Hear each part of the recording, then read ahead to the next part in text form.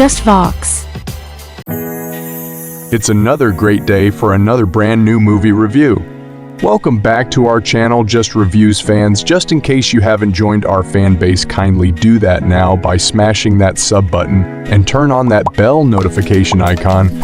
In today's recap of The Warrior Season 3, Episode 6, titled A Soft Heart Won't Do You No Favors, Hopway enters into a tentative deal with the Long Zai to produce counterfeit notes in the latter's territory. But the Hopway leadership doesn't trust the people who have been their bitter rivals until recently, so they search for alternative deals. Meanwhile, Richard Lee is sent back to his home to face the judgment of his family, and Wang Chao is sent along with him. Back in San Francisco, Douglas Strickland introduces Dylan Leary to the rich and powerful of the city. Here is everything you might want to know or missed in today's Warrior Season 3, Episode 6. Kindly note that there are also spoilers ahead. The episode begins with a meeting between Hopway and Long Zai at an ice factory, which Maui Ling has chosen as the base for the joint counterfeit money operation. Clever as always, she notices her brother's closeness with Yan Mi and sows the seeds of discord in young Jun's mind against her brother in that regard. Later, Hassam discovers young Jun having drinks with his father and begins to realize that the older man might once more become part of the Tong. He is understandably uncomfortable being in the vicinity of a man against who he previously co-led a coup. It turns out that Father Jun has some ideas about what they should do with their product. He has German acquaintances sitting atop a silver mine outside the town and believes the Tong can make a deal with them. Hassam reluctantly accompanies Father Jun, and young Jun Walhong runs things in Chinatown.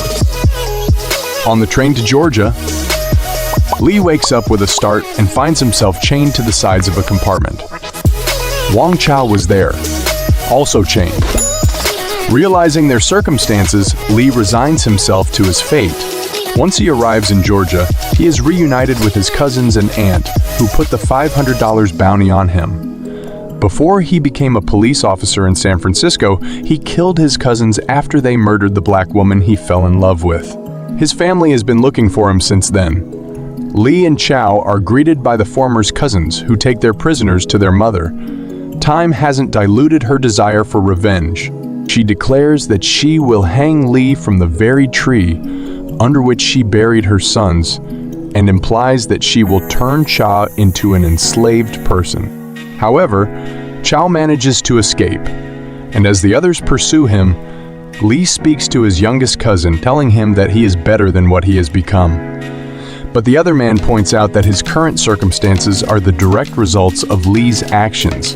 Eventually, Chao returns, and he and Lee kill their tormentors, including that youngest cousin. For better or worse, it seems Lee is finally free of familial burden. He no longer has to look over his shoulders for bounty hunters. The meeting with the Germans, the Kruger brothers, initially goes well, even though Hassam is visibly agitated by the fact the brothers are exploiting the Chinese laborers. They even make a deal agreeing to supply counterfeit money in exchange for silver in a 4-to-1 ratio. Lucas Kruger, the leader of the operation, invites Father Jun, young Jun, and Hassam to stay for the night. However, Hassam and young Jun catch the younger Kruger brother beating up a Chinese boy, accusing him of stealing. Lucas arrives and diffuses the situation. As the Hopway leaders leave the following morning, they see the boy's dead body has been put on display with the word thief written on it. Enraged, Hassam rushes toward the Germans, prompting his companions to follow him reluctantly. They kill the entire group with the help of the slain boy's mother. Hassam kills Lucas, but soon discovers that Father Jun has been shot. In San Francisco, Strickland demonstrates to Leary the importance of networking among the rich and powerful at the engagement party for the daughter of Franklin Thayer before approaching the mayoral candidate himself. When Thayer states that he can't talk policy with them on the day of his daughter's engagement, Strickland lets him know he is aware of certain secrets that he can use to ruin his daughter's life. Despite having this much leverage on the man, Strickland tells Leary that he doesn't want Thayer to be the next mayor of San Francisco, deeming him too honest. This leaves only Buckley, who perfectly fits what Strickland wants in a mayor. We will learn more about his fate in the upcoming episode. The locals, free of their German tormentors, will likely help the Hopway. If Father JUN dies, it will create an unbreachable divide between Hassam and young JUN, as the latter will undoubtedly blame the former for what happened. And if Father JUN survives, the incident is bound to impact the relationship between the two men even then. Let us know what you think about today's recap and spoilers by going to the comments section below and drop us a comment, and also don't forget to check out our previous videos on episode 15. Those videos are absolutely amazing.